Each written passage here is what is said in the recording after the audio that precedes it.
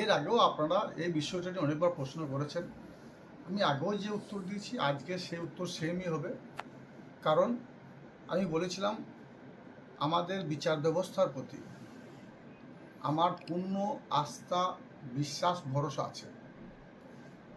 যদিও বিজেপি চেয়েছিল নির্বাচন কমিশনকে কাজে লাগিয়ে সারা বাংলার যারা ভোটার তারা যেন তাদের গণতান্ত্রিক অধিকার, সাংবিধানিক অধিকার, ভোটাধিকার প্রয়োগের অধিকার প্রয়োগ করতে না পারে, কিন্তু আমাদের রাজ্যের বাংলার বাঘিনী, বাংলার মা, বঙ্গজননী মাননীয় মুখ্যমন্ত্রী মাননীয় মমতা বন্দ্যোপাধ্যায় সুপ্রিম কোর্টে গিয়ে সওয়াল জবাবের ভিত্তিতে তিনি এটা প্রমাণ করে দিয়েছেন যে নির্বাচন কমিশন যাকে বিজেপি কাজে লাগাচ্ছে তার কোনো দায়িত্ব থাকবে না।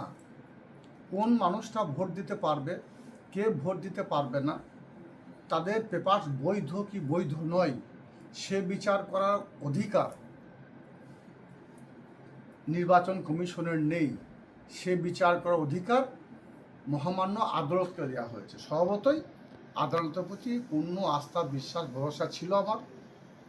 আমাকে যেমন মাননীয় মুখ্যমন্ত্রী মাননীয় মমতা বন্দ্যোপাধ্যায় এবং আমার দলের সর্বভারতীয় তৃণমূল কংগ্রেস দলের সাধারণ সম্পাদক অভিষেক বন্দ্যোপাধ্যায় আমাকে যখন হাসান বিধানসভা কেন্দ্রের প্রার্থী হিসাবে মনোনীত করেছেন, আমি কিন্তু ডে ওয়ান থেকে প্রচার করছি।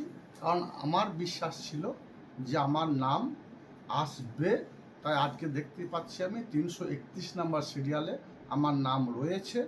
অর্থাৎ মাননীয় মুখ্যমন্ত্রী মাননীয় মমতা বন্দ্যোপাধ্যায়, আমার দলের সেনাপতি অভিষেক বন্দ্যোপাধ্যায় সারা বাংলার যারা প্রকৃতপক্ষে ভোটার, যাদের পূর্বপুরুষরা এ বাংলাতেই জন্মেছে, তাদের নাম থাকবে, তারা ভোট দিতে পারবে।